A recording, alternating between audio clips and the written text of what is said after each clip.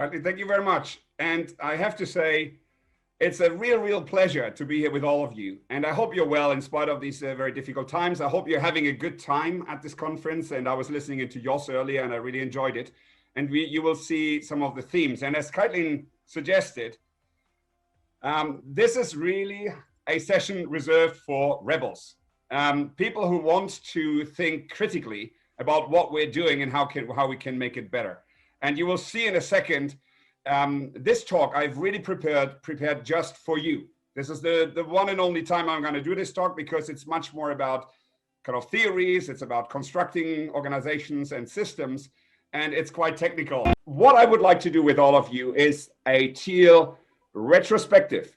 It's like 2014, I think, Frederique started the book 7 years ago. Where are we now? As we've learned from agile methodologies, once in a while, we should kind of take a step back and see where we are. If it's working, we should continue. If it's not working, we should adapt. And that's really what this session is about. And at the same time, and I think Antoinette Weibel, my partner in crime, is in the audience, we're actually writing a book about this stuff. So some of the concepts here will be in the book. If you want to be part of it, connect with us afterwards. Give us your thoughts, help us to make them better. And let's see if we can do something interesting out of it. The second aspect that I want to stress is we will talk about TEAL, but we will actually, like Jos said this morning, put it into bigger context. That also means this is an MVP number 1, right? So the book is I'm currently writing a chapter for a book on transpersonal leadership, and a lot of this stuff comes from there. It's not done yet. So it's MVP number 1. So please help us to get it to MVP number 2. And again, my final point is, if you think TEAL is just a blue-green color, and that's the first thing that you've ever heard about TEAL, you might struggle with the content in this session, because I'm taking for granted that most people in this audience have read this lovely book. And it is a great book. In spite of the title, where I'm saying some of the thinking is probably not right, it is a wonderful book. And I would also invite everybody to really look at the free video lectures that Fred is putting on his website. You can see the pointers there. And also, Catherine Garnier has relaunched the TEAL Wiki, I think 2 or 3 weeks ago. You can see the link there. It's also worth looking at. So the first thing is, please read the book and then engage in this conversation. So I want to just basically leverage my thinking of 2 key assumptions that underpin the TEAL model, which was inherited, as many of you know, from Spiral Dynamic. And the first big assumption is that TEAL is coming. There's the notion of evolutionary development behind this, which kind of means mankind, if we look back in history, is evolving consciousness. And at every level of consciousness, there's like a natural evolution of organizational and relational models that will occur. And this almost feels like a bit Marxist, right? It's kind of, it has to come. Sooner or later, mankind will evolve, and therefore we will get into this better world. I will try to show you that that is actually wrong. And I've tried to kind of take this notion of evolution a little bit apart into 5 different sub-bullets that you can see on the right. So there's this notion that every level of consciousness triggers a different organizational paradigm. The second is that there's also an idea that every subsequent level integrates the previous. So magically, somehow, green includes the orange, includes the amber, and teal includes all the others. So there's kind of integrativeness of the model. And then there's a notion which is quite intriguing, which is there's actually no better and worse in these different paradigms. It's kind of, you cannot really judge people or organizations. It's kind of all contextual, right? And I'll try to show that that is also wrong. And as a result, there's kind of this implied natural evolution. As I said, consciousness goes up, organizational models evolve, it's all integrative and so on, and we will get to TEAL. And that is actually not only true for organizations, but it builds on individual development as well. So there's also a notion that individuals, and I'll talk especially about leaders, will go through that same kind of natural evolution pattern, right? And that's a big assumption, which kind of we will talk about a little bit. And then there's a second assumption. Most of you will know this graphic. It also is an assumption that TEAL is somehow coherent in these recommendations on how to organize. So the kind of idea is if you self-manage, if you kind of get evolutionary purpose, whatever that means, and if people bring their whole selves to work, then the magic will happen, right? Then that is coherent with a TEAL model of thinking. and they will kind of mutually reinforce each other. So if you follow these practices, you should be in the right place. And I will look at this assumption as well. So the first thing, let me talk a little bit about this evolutionary notion. And again, kind of my starting point is, where is TEAL? Oh, someone might need to go on mute. Where is TEAL? Right, I'm in the kind of in a divisional board of a big bank. I have to see, I don't see a lot of TEAL. I'm talking to lots and lots of people, also including, for example, Gary Hamel and Michele Zanini, who published this wonderful book of Humanocracy. If you look at the case studies, they're very similar to what Frederique talks about, or the Corporate Rebels, or other people. So actually, I don't see this grassroots expansion of big TEAL companies coming. And actually what I do see, and this graphic was provided by Michele Zanini, there's a counter movement. There is a potential risk that with the evolution of digitalization and technology, we go in the opposite direction. We might find ourselves not dominated by demanding the bosses in a hierarchical organization. We might find ourselves dominated by artificial intelligence and algorithms who take in all the data and then start to steer people and organizations from the center. And I think this really is what we are talking about here. Do we have a strong enough paradigm to actually generate societal shift? Jos talked about we need a society that is more sharing and caring, right? The ultimate question is, the economy needs to serve humanity. Are we evolving our humanity fast enough so that we will not be kind of surpassed by technology? As Steve Jobs in Apple once quipped, robots don't have dreams. We need to make sure that we evolve our humanity fast enough so that we can deal with technology as an enabler rather than being dominated by it. And that is, I think, really the fundamental question behind all of this. But let's look at the assumptions behind this evolutionary pattern and see what it could potentially tell us about what's going on. So the first notion, and I always, to make it easier for you, I've put the original assumption in the top right, and it's kind of my paraphrasing. So the first notion behind this natural evolution was every level of consciousness triggers kind of a different paradigm in organization. Well, let me bring my first witness. A gentleman called Alan Fiske. If you haven't heard about him, he's a very well-renowned anthropologist, 70 years old or so, UCLA, and he has done a lot of research over not only the history of humanity, but also different cultures. And what he has come up with is that basically, whilst they might look different, we only have 4 different, what he calls relational models. And these are communal sharing, so we organize around community. Authority ranking, we organize in a hierarchy where people rank each other. We have market pricing, where somehow there are transactional relationships between people based on some ratio, cost benefit or price or money. And equality matching, which is a paradigm which really deals with independent, high quality relationships that are mutual. And these are the 4 models. So whilst we might have 10 colors, there are actually not 10 different models. They go back to specific paradigms. And at this point, let me bring in my second witness. Here comes Harry.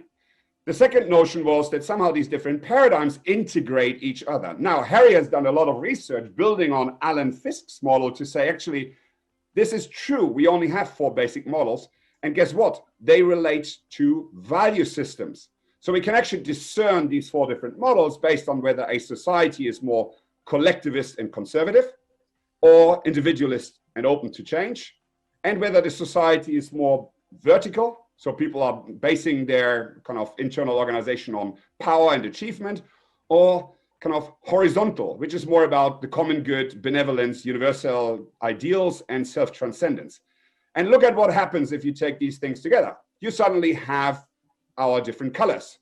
The amber one in the bottom left is the authority, bureaucratic paradigm. Then top left is about more community and good humanistic practices and people. The bottom right is our well-known orange paradigm, which is all about competing and markets and being the individual best. And then there's the teal paradigm, which is somewhere in the top right. And we don't know exactly what model it corresponds to. We're going to come to that.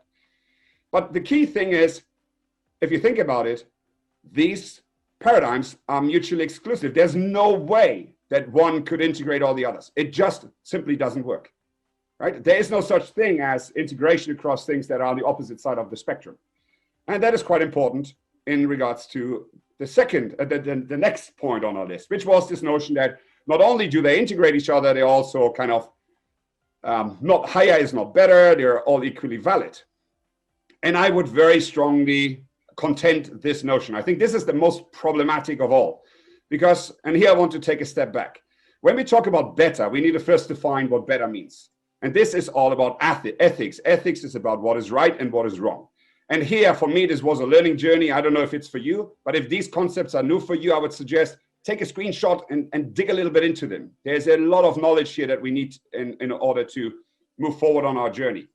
Because they're kind of, you can see Peter Ulrich, who's a famous professor of integrative ethics.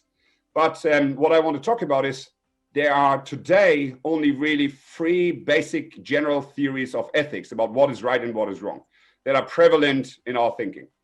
And I will start with the right on the left. So the consequential ethics based on outcome. This is our orange paradigm. This is kind of, if the outcome is good, then action is good. That means if the costs are lower than the benefits, so it's net positive, our business case stacks, we should do it, right? Then the action becomes good. The middle one, which is called deontology, is about rules. So that's a very simple paradigm. If you follow the rules, the action is good. And then on the left, we have what is called virtue ethics, which is much more about your character, your intentions, your stance, your effort, right? So if you mean to do the right thing, and that is wholeheartedly so, the action is good, independent of whether it follows a rule, independent of whether it achieves the right outcomes. And you can see how different these approaches are. And that is what is called incommensurable. You can actually not kind of cross these different paradigms. You need to first step out and say, okay, what do we actually mean by good? And then we can discuss. And let me give you a simple example. So imagine, kind of go back in your time and kind of imagine yourself being, let's say, 14 years old, right? And your parents have told you, you have to be home at 10 and you get home at 11, right? And what normally happens is your parents are pretty excited about that. And you try to argue your way out of it. So your parents say you had to be here 10 and you've breached the rules. And you say, yeah, well, but you know, kind of, you didn't really need me. You had fun anyway. And actually I was in the nightclub and I had more fun. So if I kind of, the net positive was for me to stay where I was, right? So you're arguing a consequentialist utilitarian logic against a deontological rights-based logic. And I don't know about you, but I was very unsuccessful at trying to argue my way out. And this is what is happening all over in society. Because once we talk about these colors, we can very easily frame them as societal discourses. And if I put some other names on it, I think you will all recognize them. So the orange paradigm is very much liberal democracy based on a libertarian capitalism, right? That is one where the state is minimal, where the markets rule, where it's about merit, about wealth, and about status. And that is about consequences. The second one is what I would call a conservative democracy, a neoliberal capitalism, where there's a little bit more state just to make sure people don't kill each other. It's about power and status and justice and law and order.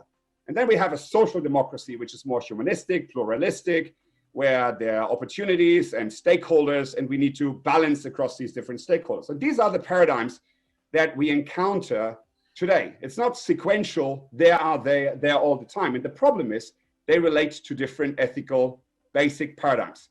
The first one is consequentialist, the second is based on duty, and the third one is based on rights. And what we find in our society, we argue across.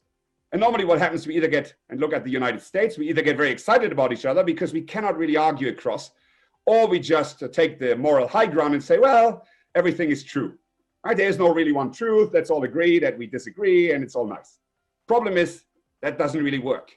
If we go back to the colors, you can see if we add the ethical theories to this and what they say about what work means, it's actually very different. And the point is ethics at the end of the day is about what future we want. So look at the diagram on the left. Do you want a future where work is a duty and life is work? So the Protestant work logic.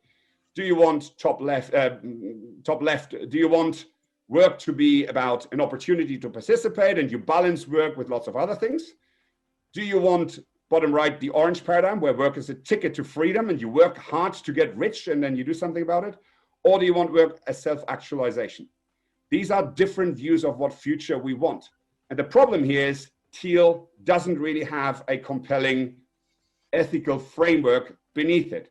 And I don't know about you, but let's just imagine you're a board member in your big company and the CEO has proposed an investment project. You go into the boardroom on a Monday morning and say, guys, stop for a minute. This isn't really TEAL. I don't know if you've tried that, but I can tell you if I tried that, it wouldn't really work. There's no morality. There's no real theory of what good or bad is behind a TEAL paradigm. And as a result of all these different things, I would suggest evolution is everything but evident. And I would also like to add another aspect from complexity theory. We all know that you always have to start with the whole. If a system is interconnected, the organization, in the economy, in the society, in the world, you cannot start with an organizational setup to try to change the system. You need to think at system level to resolve challenges at system level. And I would contend that TEAL today is fragmented. It's not based in an ethical discourse. The evolutionary theory that was originally kind of very, very hopefully created, I think, is not right.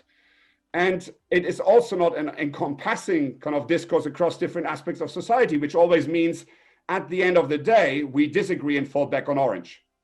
And this is what is normally happening. We even justify going with TEAL or agile in an orange paradigm. We say, we have to do this because ultimately it's good for the company. And we mean it's good for our bottom line. We should become more agile because we're going to make more profit. And that is a problem because it erodes the whole kind of human argument and the moral argument as to why we need to progress. And frankly, I think that's what Greta is talking about. The emperors are naked.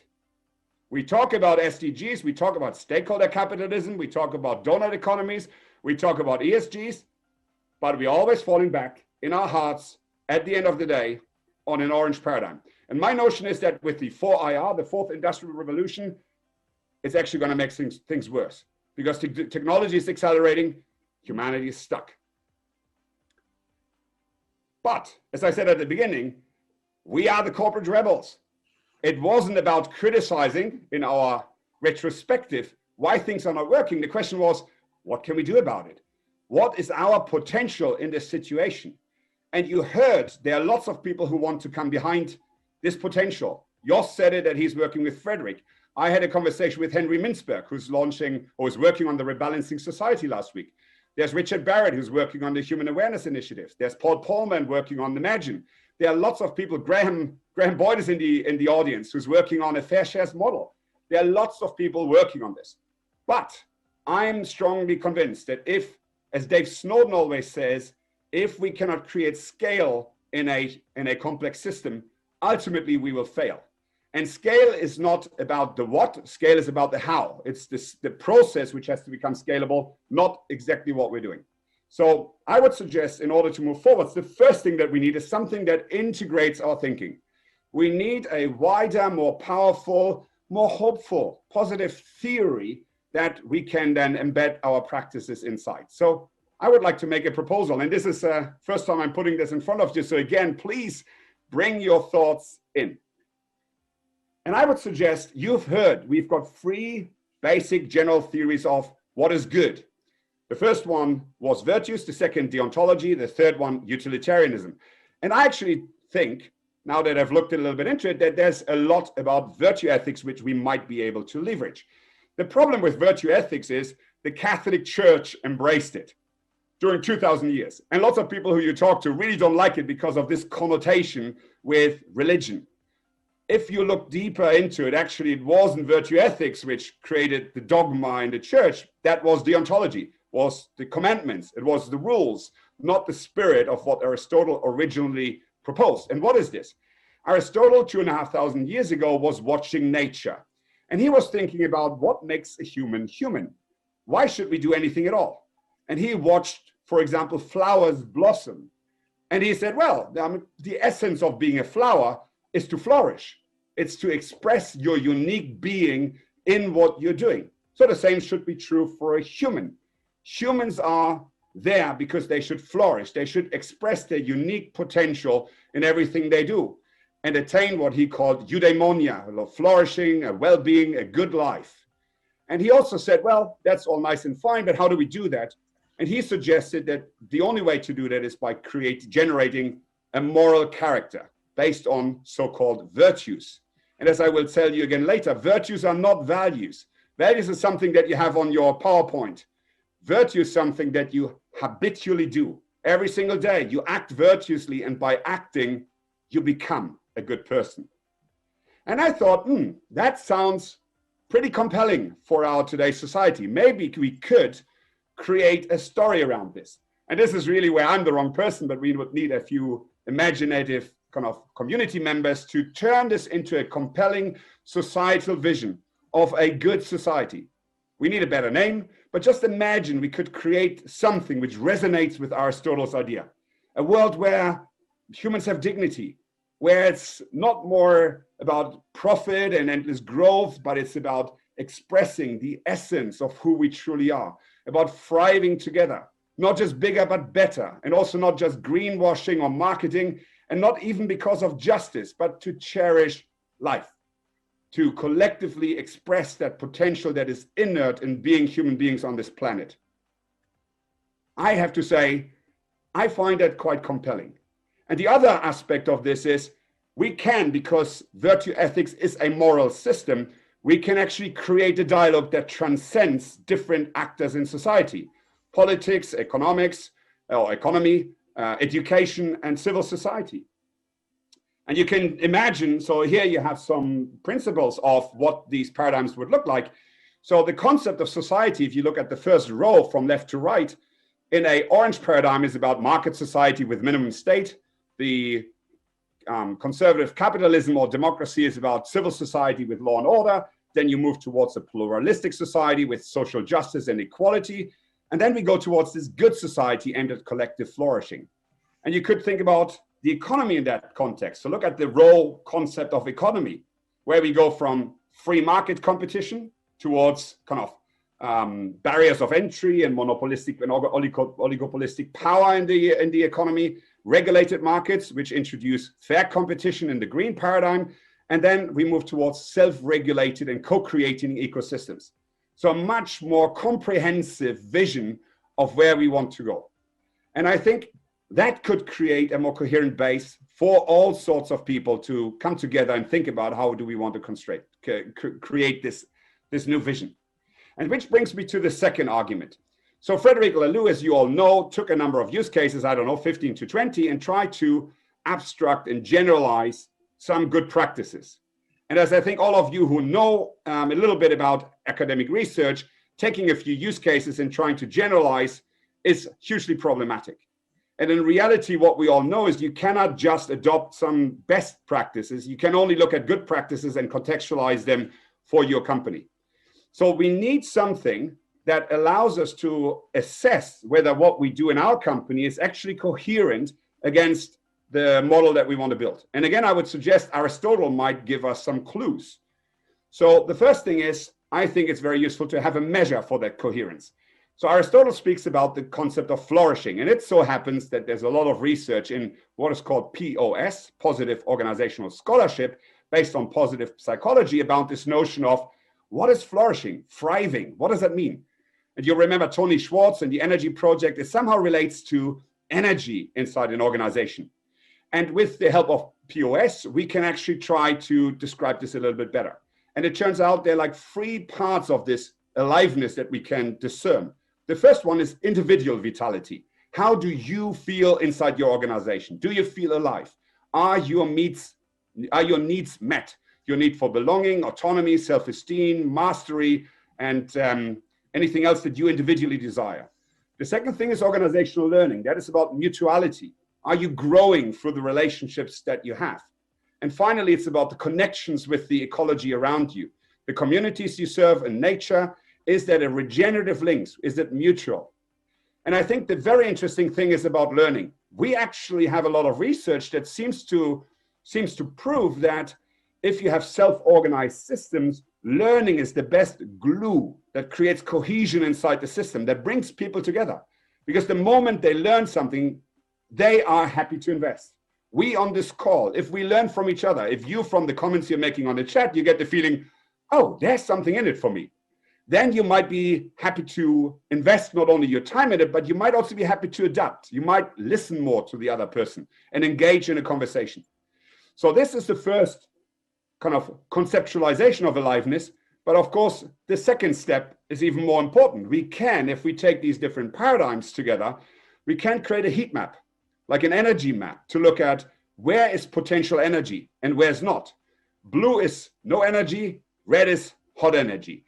So if you take the design principles for the different organizational paradigms that come behind these different these societal narratives, you can see the machine one, the second one there, it's pretty blue. The living organization one, or as my friend Emanuele talks about, rainforest organization, that's pretty hot.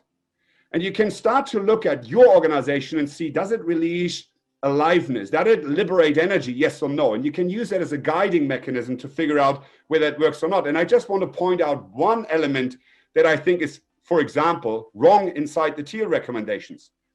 If you allow me to go to the row, how are decisions made? Go to the left and look at the how are decisions made row.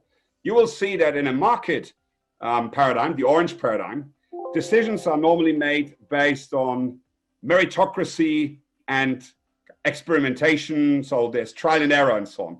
In a machine, it's of course autocracy and delegation of authority. In the family type of paradigm, we are using democracy and participative governance. And I will suggest that in a living organization, we do not use by advice, which in my mind, and it's very central to Frederique's thinking, is actually in the machine paradigm. There's always still one decision maker. Thank you kindly for coming in. So the by advice paradigm, if you remember, is there's only one decision maker. That decision maker goes around the impacted and the expert people, but ultimately makes a decision. And I can tell you, if I provide my advice and it's good advice and it's ignored in the decision, I don't get a lot of energy from it. A consent-based decision-making process, as Emanuele will tell you, is a lot more advanced because you can only raise objections that are related to the common good, to the kind of telos, to the flourishing that you're trying to attain collectively. It's not based on an individual opinion only. So this is kind of the second part. So first, the notion of aliveness. Secondly, we can get to some coherence by looking at the aliveness in the practices we use. The third aspect I would like to suggest is actually it's not about practices, because what you end up, and if you look at Laloux's book, there are lots of practices. There are like 10 pages of practices being suggested, and the same in paradigms like sociocracy and S3. And I think James is here talking about it later. And I love sociocracy, but as James will also tell you, it is really not so much about diagnosing against an ideal pattern. It's about creating the collective agency inside the organization and then evolve. So think about a bureaucracy where you have a structure and you put people into the structure.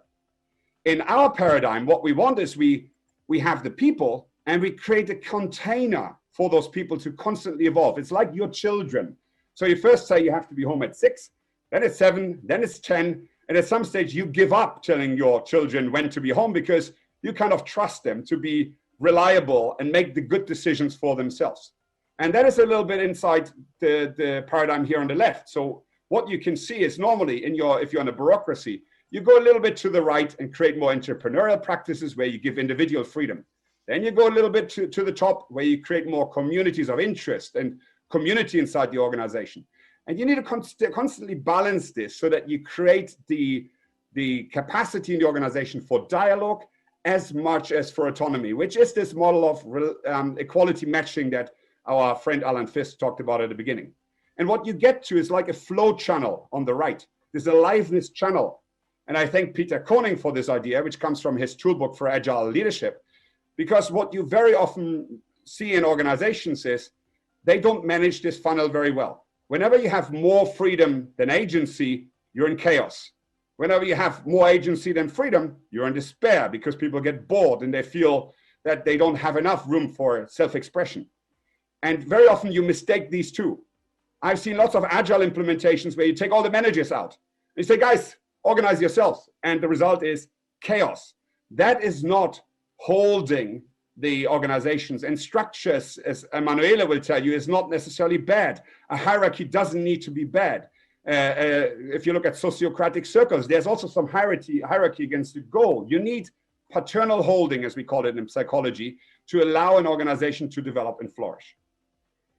And this brings me to the second part of the TEAL kind of coherence model, which was about, if you remember, this notion of emergent purpose.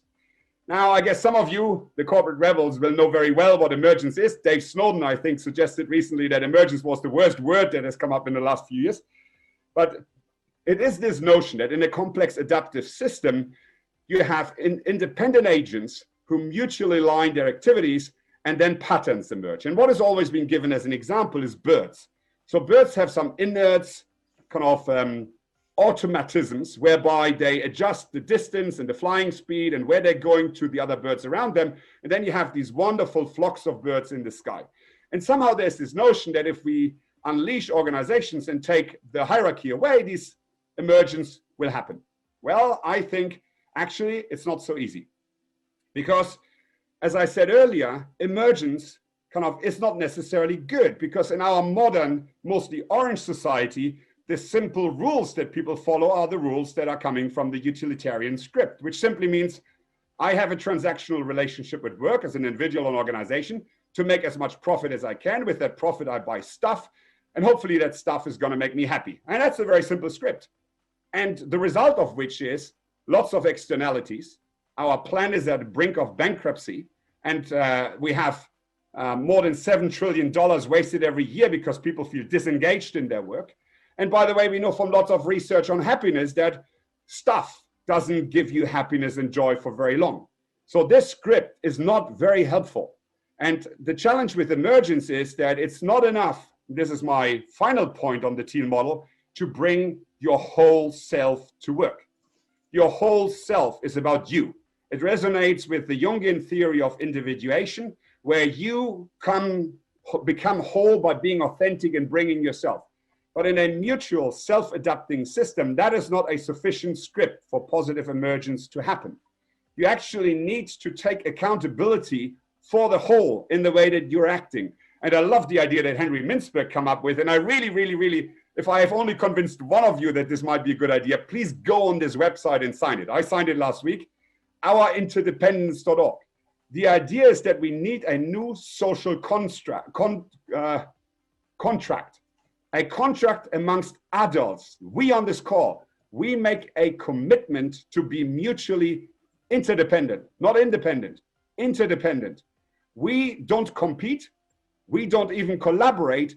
We co-elevate. We create a space where we mutually, all of us, grow to the best potential that we can have. And we do so because we want to do so. Not because a rule tells us, not because it's called positive cost balance, but because we see that if we don't do this, the emergence will fall back on the utilitarian script. And I think that's the elevation that we need to attain in society today. That's what Jos talked about this morning. Otherwise, it is not going to work. And you can imagine what I'm going to suggest as these simple rules that we should stick to, and what ultimately creates this declaration of interdependence. It's virtues. We can go back to some of the knowledge and add some new to have some virtues that support the notion of, on the left side in the table there, individual vitality, organizational learning, and systemic regeneration. And as I said earlier, virtues, whilst it sounds a bit like a strange word, is not value. It's not a PowerPoint. It's not an ethic code somewhere on a shelf. It is about habitually behaving in a way that reflects these kind of ideas that makes us acquire a good character. And for our organizations, excellence, different to what some of the management books might suggest, was never just about achieving more outcomes. Excellence is about why we do what we do and how we do what we do. Excellence is also about behaving with moral character in whatever kind of endeavor we might be involved in. We become by doing. And then I think there's some hope that with this new script, we might actually create a thriving, trust-based, alive ecosystem where we all self-adjust to attain the common good. And with that, I hope really that I've given at least a few thoughts about how we could take this teal notion to something bigger and create a new paradigm. Because as Buckminster Fuller is suggesting, that is the only way to ever change the world. If we don't have a better, more powerful paradigm that brings people, that creates the energy to overcome all those individualistic differences that we might feel, it's not going to work. And this brings me to the final point I want to make. It's all about us. So we can ask what is the potential in this situation, but we also have to ask, what does life need from us today? Because if it doesn't, as Otto Scharmer always said, if we don't bend the reflection of the system out there back into our own self, it's not going to work. And this brings me to the final piece that I alluded to earlier. Not only does TEAL suggest there's an evolutionary paradigm for organizations, it's actually basing that on developmental psychology for individuals. And here, again, a very colorful slide. You can see all those different theories in terms of how adults develop, or children and adults develop. Lots of colors, but I just want to draw your attention to the Ken Wilber column, because I'm sure lots of spiral dynamics fans are with us today. What Ken Wilber suggests there, just look at the bottom there in the blue space. From teal, strategist, autonomist, we go to turquoise, magician, construct aware, indigo, ironist, unitive. And I don't know about you, but for me, this somehow implies the notion that only if we meditate hard enough, if we sit in our cave somewhere and we think and think and think and get conscious, we're going to make it. And I would like to suggest that is wrong. And I will go with a little bit what Robert Keegan suggested in terms of his developmental theory. I would like today, as a live premiere, first time on the world, I would like to suggest an alternative theories of the 3 lives of a leader. And the first life of a leader reflects these developmental stages. So what I've offered you here is a integration of lots of different theories, and I'm using the stages that Bill Torbett puts forward, which I really like. So the idea is that you come into any organization, whatever the context might be, and you grow. You grow from being opportunistic to becoming a diplomat, an expert, and an achiever. And you are successful in the context that you have grown into. And that's the first life of a leader. If you're a good leader, you become very successful, whatever that means in the given context that you operate in. And then starts the second life. And the second life is like a midlife crisis. Second life is a tormenting stage of searching for answers, a quest for truth. You start to realize that the institution that you were so loyal to in the first life isn't really all what you are, isn't really authentically allowing yourself to express yourself. You're looking for universal truth. You're looking for liminal conversations with people who hold different opinions. You go out there and you're searching. And it's a joyful yet very painful period in life. The only challenge with that is most people I see never come out of this. More meditation, more looking out of the windows and writing haiku rhymes, more kind of yoga courses, and all of that is beautiful and wonderful and necessary. But the point, and our peoples long before us knew this, at some stage you have to go on a rite of passage. A rite of passage is like what Jung talks about, the death of the old and the birth of the new. And it seems we as a society are stuck in this not yet gone, not yet here. We're in the middle somewhere. And hence my suggestion is, it's not about meditating, it's not about getting ever greater spiritual awareness. At some point in your life, you are able to see on the left there, you will see the different worldviews. You can see all these different colors and the ethical theories, the paradigms that they incorporate. You can understand the relationships that you're in. You see the team dynamics. You understand where power is and what power does, where authority lies and where it doesn't. And you understand yourself, your authentic self at the bottom. And you start to become able to manage all these different dimensions. And at that point, you need to make a choice. You need to choose what you want and who you want to become. Leadership is not so much about the why, it's about the who we want to be. And I would again suggest it's also not just about choice, it's about making habits out of it, acting virtuously. A servant leader not only commits to serving the system as a whole, but they also make it a habit. They have this, what Bill Torbett calls action inquiry.